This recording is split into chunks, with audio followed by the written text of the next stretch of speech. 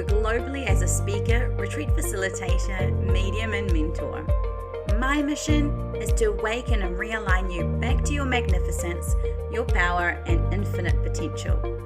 As the founder of the Rise with Love philosophy, I'm honored to share wisdom that will create the expansion of joy, abundance, love, and freedom to flow into your life. If you're ready, I want to hear you say yes, because the most wonderful things will unfold for you when you embark on the journey to rise with love. Let's get started.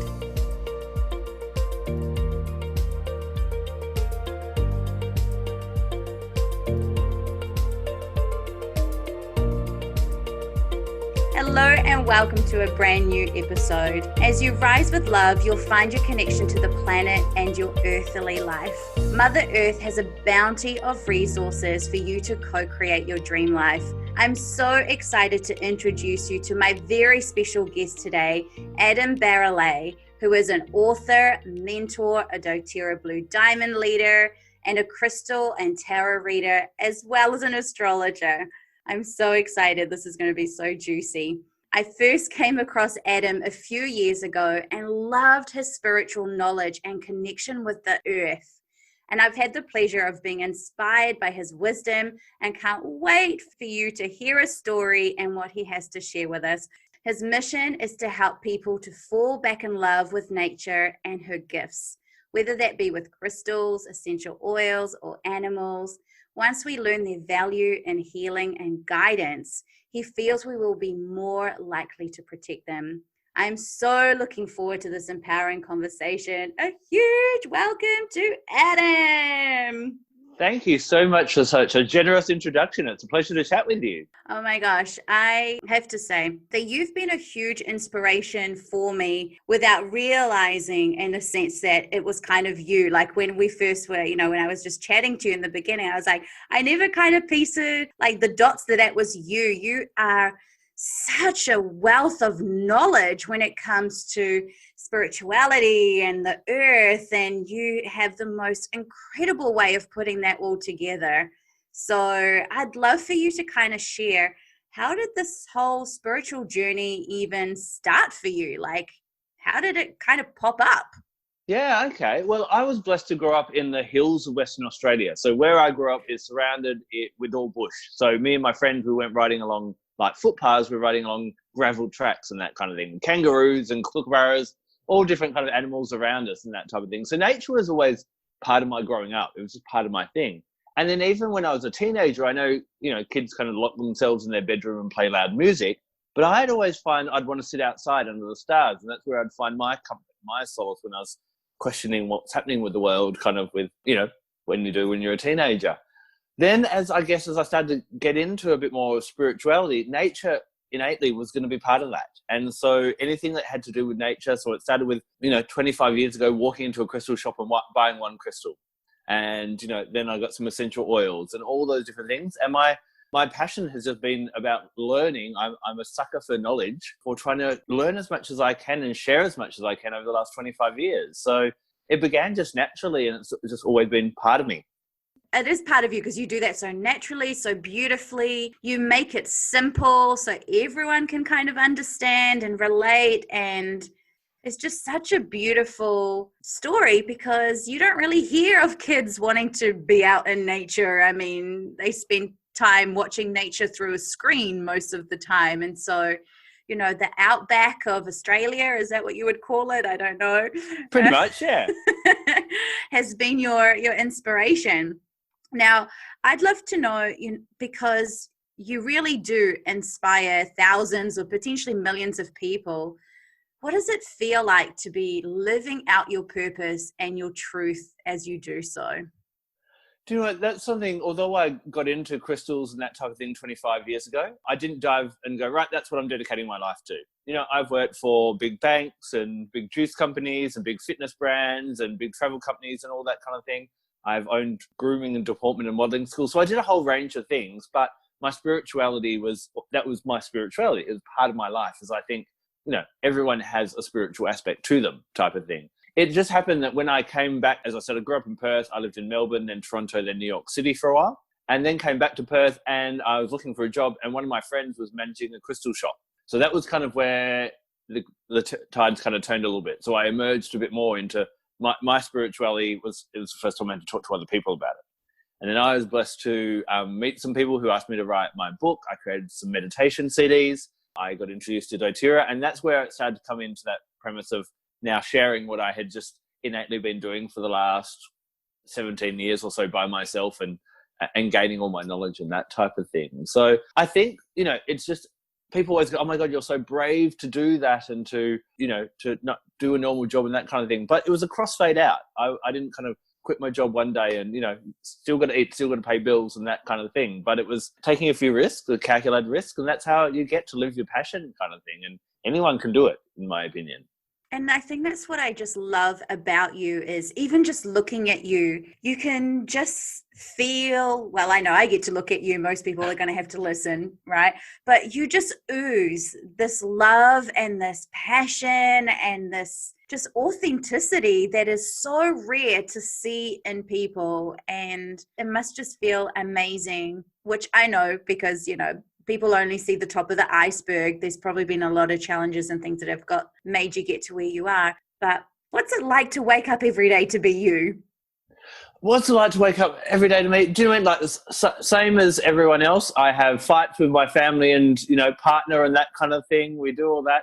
But it is nice to have control of what you want to spend your day on, kind of thing. Like some days, my days can be extremely busy. I tend to try and do more than I can probably handle in one day and that type of thing. But it is nice to have some control that I don't need to be somewhere at a certain time apart from what I impose on myself. So, I get to go to the gym. We still wake up at 5:30 in the morning and that type of thing.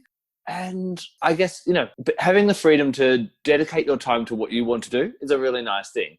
And there are still, in any job, in any role, there are things that you hate. I remember reading an artist who said, as I become more successful as an artist, I realized that I'd stop being an artist and become a professional email replier. I think I read that somewhere. Who said that? I cannot remember, but it really sat with me because that is one of the things that, as you said, as I've been more successful, I've had the privilege of reaching more people. And of course that generates more questions. And so I do. I have up to 50 different questions a day on what crystal's good for this or what oil's good for that. And that's trying to keep up with that and produce my content can be, sometimes I just go, it'd be nice to be able to clock off at 5 o'clock and go back to that kind of 9 to 5 job. But, there's pros and cons for everything. And I am very grateful for what I get to do and that I've designed my life how I have, kind of thing. But there is, I don't want to paint the illusion that it's all that I wake up in the morning and bluebirds lift off my sheet and then butterflies dance around and do my hair and all that kind of thing. It's not quite that. I love it. You're so real. And that's what I want people to understand is, being spiritual doesn't mean that you have this, different kind of life. You're very normal. You're very real. And I love it. And, for me, I've been an entrepreneur for, nearly 10 years.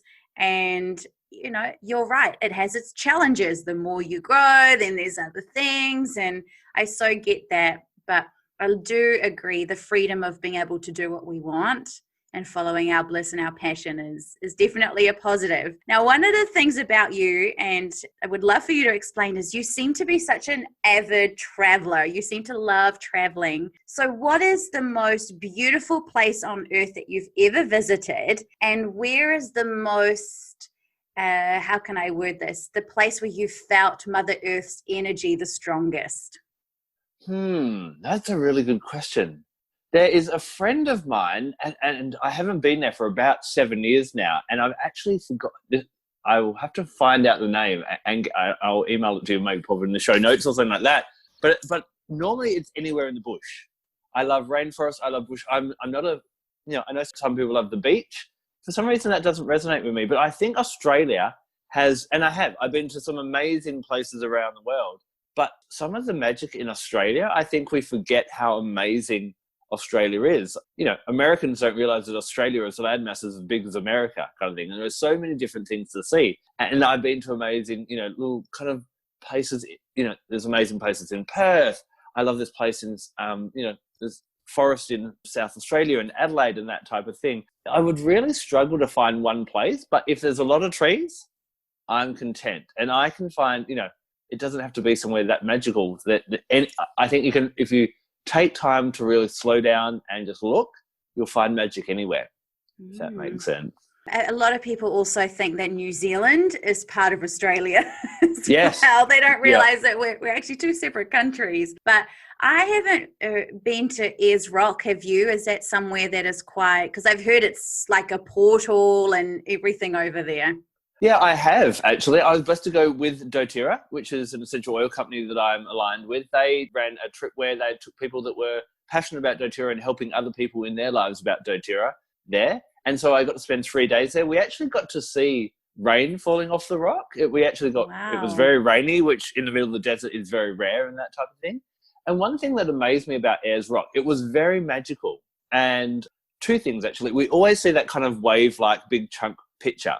But you can walk 360 degrees around it. And it's got all these little watering holes and caves and all these different things that you don't actually realize as well. And one thing, we had an amazing tour guide there that shared with us, he had some cave paintings on the wall. And we always sit there as, modern day people and look at that and go, oh, wow, I wonder what, this must have had some massive significance. And he portrayed this idea that, maybe grandma and grandpa were looking after the kids and the kids were asking a question. And so they just drew some pictures on the wall to kind of explain how something worked. And it just stayed there. And now, that's the magic of it. And he really brought down that kind of the magic of this place and how we have magic in our own lives. That it may have just been, they probably weren't thinking, we'll write this and in 25,000 years it will be amazing kind of thing. It was probably just someone scribbling on like we scribble on bits of paper and show it to explain someone. But that's been happening for that long, and that's how they used to do it. And that's what made it really magical in that way. It is a beautiful place. I think anywhere where you have a lack of concrete and cement and that type of thing, you can feel a different energy there, and Mother Nature does speak out to you. But you really need to find spaces where it's silent out there. That's one of the beautiful things there, the silence. Oh, it sounds so amazing. And I guess for people who don't know what Ayers Rock is, it's a beautiful. Is it red in real life? Because it looks red in the pictures. Yeah. So Uluru has been, it's in smack bang in the centre of Australia. It's been, obviously, because it is this massive rock coming out of the ground, it has been something of significance for many of the Indigenous people for, as long as they've been around. And so there was, there's bits where only women were allowed and it was women's business, and only men were allowed and it was men's business, and there was family areas. And it was basically, I guess it would be like the Eiffel Tower of Paris. Do you mean? Like it's something, it's a significant monument that people would gather around for different things. And we have like the Grand Canyon. The Grand Canyon, Stonehenge, the pyramids. Do you mean these massive monuments? But this one, the beautiful thing about it was it's all natural. And so it's a stunning place. Oh, you make me want to go there so bad. I hope that I get to venture, because I know it's very sacred land over there and it's very protected, and so it should be. I think, one of the things that we sometimes, and I imagine you're a huge advocate for that, is we forget about the sacredness of nature. Very, very much so. And this is when you're talking about places like Uluru and things like this, the Indigenous people all around the world, because they had to live in tune with nature, obviously understood how important nature was. And we have lost that in our modern day world. And so I think anywhere where we can protect anything that is of the Indigenous people or of the land, there is amazing, benefits to us all in that. There's new science coming out with something that's called Shinjin-yuku, which is Japanese for forest bathing, that they've found. There are amazing health benefits for going for a quiet contemplative walk in the forest. And so now they're trying to regenerate that. And we're always trying to bring nature back into our homes. But if we can get out in nature, that nature has so many different answers for us on physical, mental, emotional, and spiritual levels. It is one of the greatest healers, right, is Mother Nature. And we kind of sometimes forget that it's right at our doorstep, but we kind of choose to use things that aren't necessarily from nature to try and help our healing journey, right? But I love that, the sacredness of our beautiful planet. And I want to also ask you, because I'm such a strong advocate for what you do. You have this incredible connection to Mother Earth and the spiritual elements. whether that be with crystals or essential oils. I mean, how does that come to you? Like, how do you know that this essential oil is going to help with this and this crystal, and you pair them all so well? I'm like, what's your magic? What's your secret? Like, share that goss with us. Okay, cool. So when it comes to, again, talking about the indigenous people in the past, people have been working with plants and with crystals for thousands and thousands of years. So the first book I wrote was called Crystal Connections. It was about what crystals are good for, but also how to use them. And what I did is I studied a lot of different things. So I looked at how they've been used traditionally throughout thousands of years. And I'd find things like rubies were being used in both the East and the West, exactly the same thing before they were even trading with each other. So that kind of goes, well, okay, there's got to be something in that if two different groups of people were having exactly the same thing as well. With crystals as well, I found that crystals grow in 7 different shapes, and I started to find patterns. So any crystal that grows in a point is really good for adding energy. Any crystal grows in a square gets our life in order, and so on, and that type of thing. You can look at, obviously, colors make an impact. There are stories about, amethyst and all different, so you kind of put it, I like to piece it all together. So it's not just one certain thing. And the same with plants. One thing myself and Vanessa Jean, a good friend of mine who's written our latest book, Gifts of the Essential Oils, in that we've looked at where the plant, when you read an autobiography and you get to really understand someone, you go, now I realize why they were such a grump in their later age or something like that kind of thing. So when you understand the tree or the plant that gives us the essential oil, you can understand the oil. So one of the primary things that I started to notice when we started looking into oils a bit more is where the oil comes from dictates a lot of what the tree or the oil is about. So wood oils are very much about grounding and strength, whereas leaf oils are very much to do with the element of air and the mind. So they help to either focus the mind or open the mind. Fruits are the element of fire and bring transformation. So you kind of piece it all together, and that creates your story and that kind of thing. And one thing I'm a big advocate as well, and we say this with our online classes, is this is what my experience, and I'm just sharing my stories, but I don't think I'm not telling you what's right. It's always the intention of a teacher is that their student supersedes them, because if everyone always gets as good as the teacher, then we don't ascend and get to higher levels and that type of thing. So I just want to kind of get people thinking about different things, and I can be like an annoying 5. That's how I got to know what I know, is I'm a bit of an annoying 5-year-old, and when I read something in someone else's book, I'm like, why? Why would we do that? That doesn't make sense, kind of thing. So, keep asking those questions, just dive in deep, and when you've got a passion, that's an easy, fun thing to do.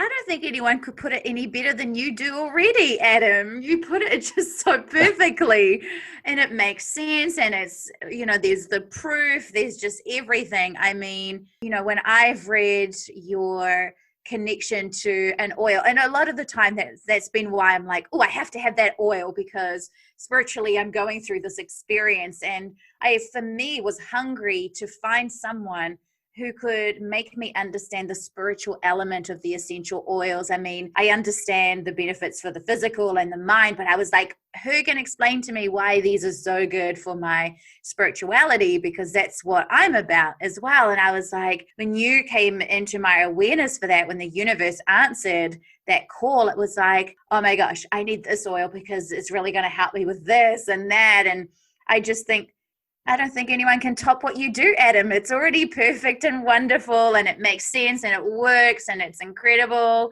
So I kind of want to put you on the spot a little bit, and you might not be able to answer this question, or you might have to think of a few. Like, what would be your favorite essential oil and crystal combo? I know it's a hardie. That is a question for, that is like saying, okay, so you've got 3 children, which one do you love the most, kind of thing. So, I think, it will always vary for me in that type of thing. So at the moment, one that I've actually been playing around a lot with is the crystal malachite and the essential oil of thyme. Now, the reason is I've been talking a lot about, for me, what I find 2020, we all thought 2020 was going to be this amazing year where it was going to be sunshine and lollipops and we're all going to skip down the road and everything, all our troubles were going to go away. We've all been wanting transformation and that type of thing. So I actually think 2020 is what we asked for. And Me too. I'm not actually, I'm not kind of trying to dismiss all the loss and the tragedy of lives and of, with the bushfires and different things like that. But I've been nicknaming this year our cocoon year. And we often think of, there's different animals that represent transformation, like frogs, and then there's butterflies. The difference between a frog and a butterfly is a frog just one day grows its legs and hops out of the water. A butterfly, though, must go into its cocoon, go into the darkness, and then it must fight its way out of that cocoon, because if you cut it out, it doesn't survive, and then it becomes that butterfly. And so this is our cocoon year, where we can deal with all our muck. And malachite is a beautiful green crystal, but it gets its color from copper, and copper is associated with the planet Venus. So it's about getting in there and giving love and digging. It's like a bad cop. It drags stuff up, and so does thyme essential oil. Often when I'm doing readings and the thyme essential oil comes up, people feel fine, but there's something that they buried a while ago. It may be 6 months ago, a year ago, 10 years ago, in childhood. And thyme's like, it's time to drag that up and let's have a really good look at it. And these two work really well together at dealing with whatever, while we've got a bit of quiet time. Instead of going and reorganizing your laundry cupboard, do something and restructure your life and that type of thing. And my worry is, as Australia and New Zealand are kicking goals at beating the pandemic kind of thing, as we're kind of going back to normality, are you going to go back to your 2019 and back to a caterpillar, or are you going to come back as that butterfly that you truly want? And I've definitely learned some things myself about how I spend my time in my life, and thyme and malachite have been a good one for bringing stuff and going, hey, you weren't really happy with that. It's a bit of a niggle. It's a thorn in the side. So I love those two together. Oh, I want to marry your brain, really, and your spirit and everything. I know we're all interconnected, but I'm just like, oh, I agree. I vibe. I love it. This is why I knew this was going to be an amazing conversation. I just want to throw a little tidbit. I spent some of my childhood years in Africa, because back then it was the French franc, because being French, the French franc was 3 times stronger in Africa because of the oil. And so we have so much malachite because, of course, it was dirt cheap when I lived there in Gabon. And it's such a beautiful stone. And even to wear as jewelry, it's absolutely beautiful. It has some incredible spiritual benefits as well, with protection and heightened intuition. So it's one probably people dismiss because they always choose amethyst. Yes. See, amethyst has I love amethyst for it was the first crystal I bought. And I find for most people, if it wasn't the first they bought, it's one of the first. And that has a very calming kind of energy. But that is a great one for kind of unlocking our spirituality, because a lot of people will kind of go, oh, shouldn't I need, if I want to grow spiritually, don't I need some stimulating, powerful crystals and that type of thing? But how I find we grow spiritually is not by doing more, is by doing less. And so amethyst, and I pair that with lavender, the kind of 101 of the crystal and essential oil world, they encourage us to slow down, stop, and think and go, what if, or how about? And that's where we start to open the door and that kind of thing. And then malachite is one that, comes into our journey at some point in time, and some people listening may not even have that yet. But he's a bad cop. He drags shit up. He doesn't want, they don't mess around. And thyme, it's not a nice smelling oil because it's there to kind of bring up some stuff as well, kind of thing. So it's so yeah. interesting, isn't it? When you kind of when you're in this world and you just really just understand the correlation between the earth and our divinity and all of that kind of stuff, it makes sense, and we can use Mother Nature to help us and all that kind of stuff. So I know this is something you're such a strong advocate for. Why do you think it's important for us to reconnect with nature, and why do we need to reconnect? Why are we not already connected? I think that for every single person listening, they know that answer already. And I'm not trying to I sound like a politician, but kind of thing. Whenever we I'd vote for you, Adam. Yeah, I'd vote for you. Thank you. Whenever we go out in nature, we feel something, and I find everyone has that little essence of nature, whether it be a little pot plant that they have in their little unit in the middle of the city or that type of thing. Nature has this magical feeling of just putting everything in perspective. And, it calms us, it heals us on all those different levels. And as you know, I have used essential oils now for 6 years in a full-time kind of capacity. And all those kind of ailments and stresses that I used to have on my physical body, like I used to be riddled with eczema and hay fever and things like that. And no one in the pharmaceutical industry could help me with that, or doctors or that kind of thing. But nature could, really quite easily and more holistically in that type of thing as well. I think that we're always looking for answers, and I find that nature's been, just sitting there patiently doing her thing all that time. And whether it be just looking for answers in nature of what would people sometimes go, oh, what would Jesus do? I'm like, what would nature do? Or just sometimes having that quietness in nature, the answers will come in that type of way. And that's before you kind of get into the magical stuff of meditating with crystals or essential oils or that kind of thing. I think just by having more nature around you, it has an impact. Like I live surrounded by trees now, and we can only just see one neighbor. And anyone who comes up from the metropolitan area up to my house, their first comment when I open the door is, oh, this is lovely and so peaceful here. And that kind of shows me that that's why we need nature and why we need to protect nature, because it just has an amazing well-being for us on all the different levels. Yeah, and we tend to get so into that concrete jungle, isn't it? I mean, like where I live, I look into all my neighbors.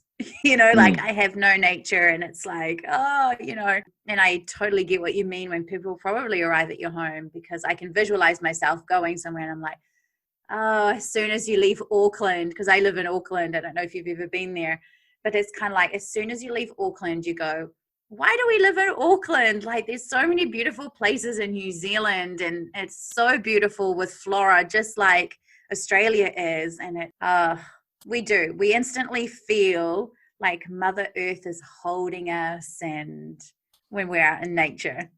Exactly. Yeah, I think she's always patiently waiting for us and that type of thing. She's so nurturing in that kind of way. And yeah, the more we can spend time out there, whether it be 5 minutes in the evening or going for a big trip, then it's definitely a very nurturing experience. Yeah, I want to kind of delve into it a little bit. Like, what do you think is the missing link when it comes to nature's true purpose for us as human beings that we just aren't getting? Like, what, like we're kind of doing our thing, but we don't really understand the role that nature plays for us. Like, can you give us your perspective on that?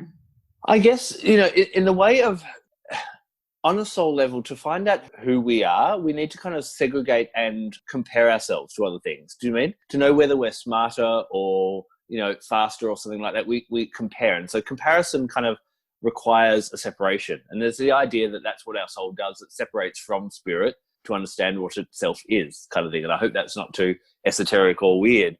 So I guess as we separate ourselves from nature, we get into that habit of that. But the remembering, and I guess what spiritual path is realizing, you always hear that thing of oneness, and it is realizing that we are a part of nature. And I kind of think that at the moment, many of us have, in the past, because we relied a lot more, not a lot of people were farmers themselves or lived off the land themselves, they relied on nature. Now we can rely on a supermarket to give us food, and we can rely on all these other things. We're kind of like the arrogant teenager. So we've relied on mum in the past. It's, mum was everything. And now we're like, I don't need mum. I'm going to go off and do my own thing. And so we're kind of in our teenage stage of humanity. And I think maybe we're getting to that age where we're maybe getting into our late 20s, and we're actually like, mum's not that uncool anyway. I think I would hang out with mum because I actually do enjoy hanging out with mum. And I think that's where we're kind of heading back in that type of way. So we've, definitely evolved from where we were a couple of 100 years ago. And now I think there is slowly, and when we live in year by year, we don't always see it that quickly, but I think we're slowly merging our intelligence now and the capabilities of science with the capabilities of nature. And so I think it's been once it was all nature, once it was all technology, and now we're kind of going to find a nice balance, which will be a real nice step up. So that's where I think we're heading.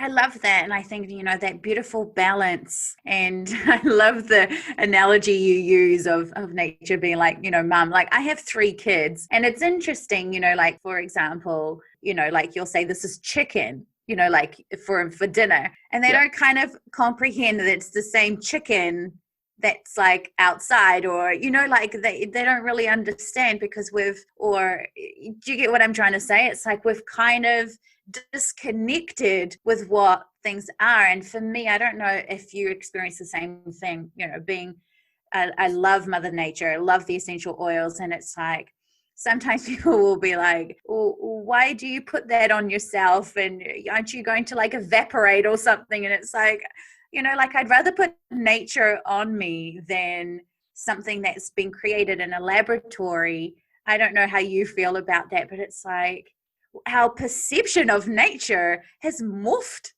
hasn't it? Very much so. Yeah, definitely. And that's what I find. It's amazing how many, I know there's a lot of like 8, 9, 10-year-old vegetarians, because that's when they get to the age when they actually go, oh, so what you're serving me for dinner was actually an animal.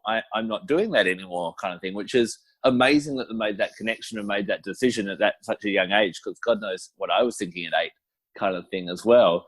So yeah, and I remember running a training where I went down to a hardware store, a nursery store, and I bought 9 different herbs that doTERRA makes essential oils of. And the little challenge at the start of this gathering that I had was, okay, match the oil to the plant. And none of the people there was 25 people there, no one could get them all right. I think the best was 6 out of 9, kind of thing. And so we have these, even if you love essential oils, we have these brown bottles, but we have no friggin' idea what it comes from. Where they're derived from, right? And so exactly. This is where you come in and are such an incredible teacher for us. And as someone as myself, as a fellow intuitive, like I said, I love the whole crystals, and I'm wearing, I don't know if you can see it, but I've got my rose quartz tree of life necklace on. I've got my obsidian and all of that kind of stuff on me as well. I just love it. I'm trying to think what's in the diffuser. I'm crushing on fennel. Fennel is like my jam at the moment. I love me some fennel. And I'd love to get your insight on why spirituality isn't just connecting to all things divine, but it's also about connecting to the earth. Yeah. Very much so. I think, one thing that we forget sometimes, that we are a spiritual being here to have a physical experience. And so what we will do is, a lot of the time, is where, everyone's trying to get up to the 17th dimension and the 18th dimension and all that type of thing. But for thousands of years, we are here to live this time on earth. And I don't have clear answers on what happens after we go. I believe there's got to be something happening, but I don't have a definitive. So, when you're on holiday in Hawaii for a week, you don't sit there and Google pictures of Paris. You freaking enjoy Hawaii. So it's about getting into the magic of this experience, this realm, and that type of thing as well. So there is so much, when we look back at, great mythological or people or in history like Merlin and that, Merlin wasn't dealing with, the up in the heavens as it was looking at the impact of plants and crystals and trees and how we could work with all that different magic and that kind of thing as well. Sometimes I find that spiritual people almost want to escape into spirituality to avoid the harshness of this reality. And we have there's the nail on the head, isn't it? That's what it is. Yeah. And the essential oil that I recommend for that is rosemary. Rosemary is amazing because we say rosemary is for remembrance. And so, yes, it's great for remembering, when we honor people that have passed away. It's great for studying and helping us to commit things to memory. But on a spiritual level, it works with the crown chakra when it's overactive. And when a crown chakra is overactive, you tend to be off with the fairies. And it basically sits there and reminds you that you are here for a certain purpose, to do a certain thing. Go and do that. There's a beautiful story I recently learned that when the baby is in the womb, Archangel Gabriel will tell the baby what your mission is on earth. And just before you're born, Gabriel touches you just under your nose. And so that little kind of indent we have between our nose and our mouth is called Gabriel's touch. And we forget. Wow. And then we're born. And then basically we spend this life trying to remember what our purpose is or fulfill that purpose and that type of thing. But working with Archangel Gabriel and working with rosemary essential oil can help us remember why we're here, and that Mother Nature and this realm has so many magical things to help us thrive in this realm and, to get out and live this life. I almost think that if you're someone who is sitting on a mountaintop becoming enlightened, that's cheating. That's easy. The enlightened person is someone who can find serenity on a busy public transport train or something like that kind of thing. Yeah. And, in the mess and in the mud. Sometimes we want to avoid doing life in a sense, don't we? It's kind of like, let's just sit on our pillows and meditate and let's do all of that, and let's actually avoid doing what we came here to experience. And I love that you nailed it. I want to just quickly, you've reminded me, I remember scrolling through Instagram. I'm not sure if it was from you or who it was, but one of the many doTERRA, geniuses. And I was pregnant with my last child, my daughter Sienna. And I read that when you put frankincense on the forehead straight after birth, that it removes the birth trauma. So we did, and it was the most incredible. Like, I wish we'd recorded it and that people could see it for themselves. So we put a drop of frankincense on her forehead, a baby-sized one, before anyone starts freaking out, right? And she went, and she just sighed it out. It was amazing. And she is the most incredible child. She doesn't even seem to have anything kind of going on. It was just I love frankincense. I think probably all of us have a deep love affair with frankincense, and it's just so amazing. And now, with you saying the Gabriel touch, I'm oh my gosh, there's just so many amazing things. So if anyone having a baby, do try as soon as they're born, once that you've taken a breath and all that kind of stuff, doing a drop of frankincense on the forehead. And she's just amazing. I know she has a strong connection with Mother Earth, and I love seeing the world through her eyes. And it's I get reminded, because as adults, it's we're so on the grind, and sometimes kids will go, "Mom, look at the clouds, they look like an elephant," and we kind of forget just how nature doesn't have an agenda. Nature doesn't have a to-do list. It just is, isn't it? Yes, very much so. And nature also, we often think of time as being linear, that we go from beginning to end and we've got to get somewhere and that type of thing. But nature just works in cycles, from the day to night, from the seasons and all that type of thing. So it's going to keep going round and round and round. So it's just perfecting the seasons, really, and mastering them that. But there's nowhere to get to. It's going round in a merry-go-round kind of thing. It just evolves so beautifully. And I mean, nature is, I watch sometimes these documentaries, my son, my middle, he wants to be a marine biologist. So bless his heart. He's 7. And he loves watching these documentaries. And sometimes I'm like, nature, how does this plant know that it's going to feed this animal, and this animal feeds this, and it's the ecosystem for that? And it's it's so perfect how it's just put together. A friggin' masterpiece. Exactly. Yeah. Oh, it is the best masterpiece ever. Did you know the frankincense thing, by the way? No, that's not something I was aware of. So yeah, I guess that is maybe why frankincense is one of the most honored things and given to baby Jesus and that kind of thing, although it may have been in the resin, not the essential oil form. But it has been used for thousands of years to cleanse and consecrate, and then to also bless, which is quite a profound thing for a plant gift. Normally you'd use some oils and plants to cleanse, whether that be sage or hyssop or eucalyptus or lemon myrtle. They're good for cleansing, and then you've got other ones for blessing kind of thing. So the fact that frankincense kind of does too is probably one of the reasons why he's known as the king of the oils. Sure is. And one of the things that I always love is, my name's Melissa, and one of the most expensive essential oils is Melissa, the oil of light. And I was like, oh, I'm an essential oil. I just love that. Bless it. Yeah. Oh, I love it. Now, Adam, what is your hope for humanity and the relationship that we have with nature moving forward? Bit by bit, we're becoming more attuned with the importance of nature and protecting and conservation of nature. I find it amazing that you and I are sitting here now. You are, across 2 countries or whatever, across all of Australia, and then, in New Zealand. And I'm sitting here looking at a little glass screen kind of thing, and that we can talk to each other and have this conversation and record it. You can play it to people all around the world, and they're listening to it. But how we can't stop someone with a primitive rifle being able to wipe out a elephant every 30 minutes and that type of thing. So my hope is that as we all start to fall back in love with nature more and more and more, we'll protect it, and these kind of things won't happen as much.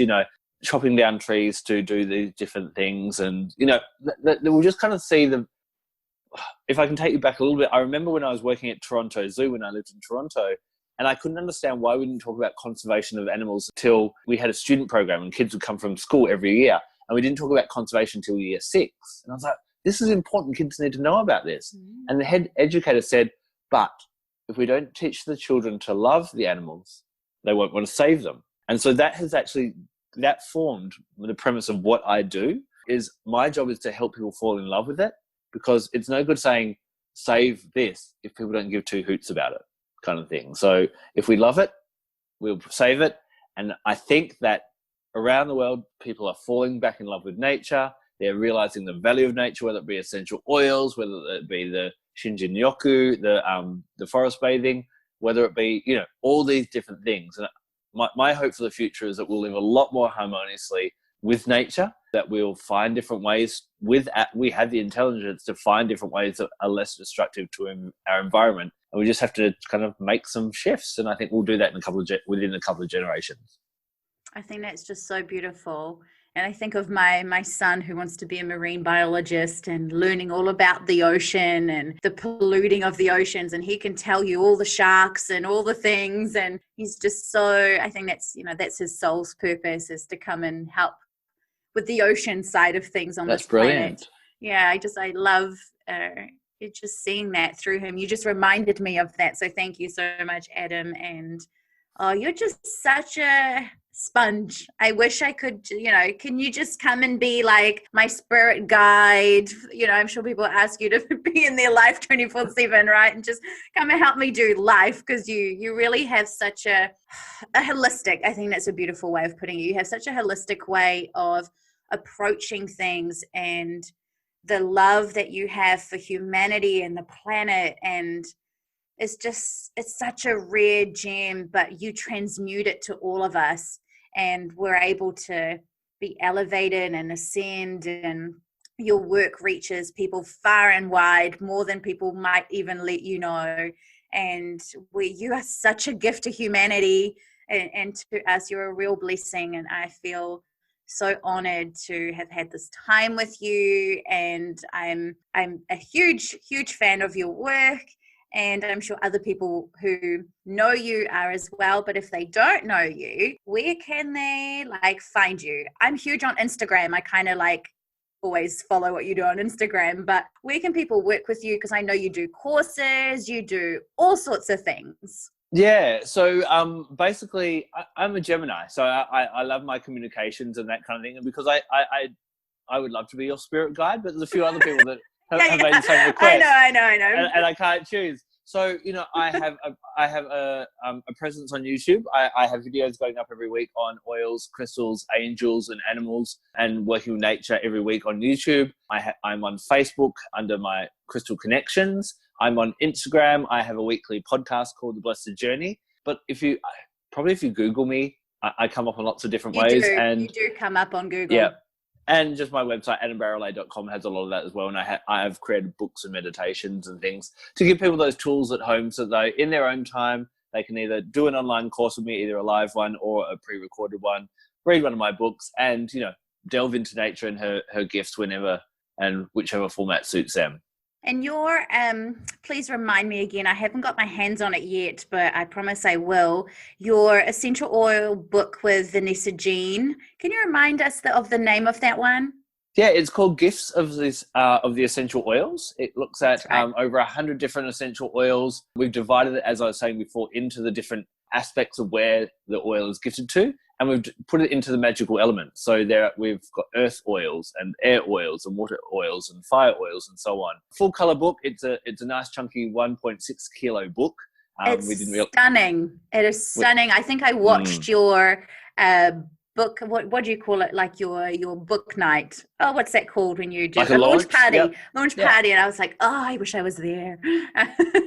Yeah, so that's available on my website. So yeah, that really takes a deep dive into. Vanessa loves blending. I've mixed my astrology and crystals and star signs and all that kind of in there as well. So it's a real deep dive into really getting to understand, that spiritual essence of the essential oils. That was our intention. I highly recommend for anyone who wants to understand their spirituality and how you fit in with planet Earth to follow Adam. He is a wealth of knowledge, and like I said, you make things simple and we understand it, and that's half the battle, is trying to explain to the mortals, right, how things work, and you just do that so beautifully. So, you are I'm just going to say it again, you are such a blessing to humanity. Thank you for living out your life purpose, buying that crystal when you were, a teenager, and spending time out in nature. I'm so glad that you just have embraced this, and I'm sure you haven't even scraped the surface on what you're here to do yet. I'm sure there's so much more for Adam, and I just want to say I just want to sing your praises, really. You are such an inspiration. I feel like I'm going to cry because I understand the passion and what it takes to really step out and as a spiritual leader. And you do that so amazingly. Thank you. Well, I guess just in closing, that we dig these crystals out of the ground, or, around the world, there are all these plants and trees at the moment growing, that one day they will gift us their flowers or their roots or their bark or their fruits, that we may have these essential oils. And I always just ask this one thing of anyone, of please don't let these things be in vain. Let their sacrifice go to a good use, and let it bring out the best in you to shine brighter and that type of thing. Humans are the only animal that goes, I think I've done enough. A tree never stops growing. An animal never stops foraging for food or wanting to procreate. So let nature nurture you to keep growing and growing and be the best you can, and enjoy the ride. Because if it's not fun, don't bother doing it. No, that's right. You're off track. Yeah. I love that. Don't let it be in vain. Mother Earth is so beautiful for us, and really is.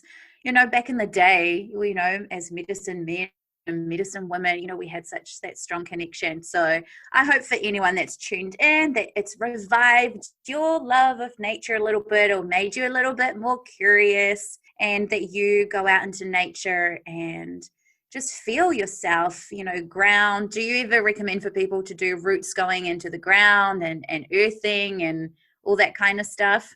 Yeah, it doesn't have to be complex. Again, that visualizing the roots going into the ground, or just sitting there and doing nothing. That is one of the hardest things to do. Just sitting there and just looking around like a little curious meerkat kind of thing for 10 minutes in the dark at night. Beautiful. Be like my 7-year-old and look at the clouds, right? So Thank you so much, Adam, for your time. You are just a wonderful example of what it means to rise with love and to be an advocate for love in this world and for our planet. So, I've just loved it. So thank you, everyone. Until next time, peace, love, and blessings. Melissa.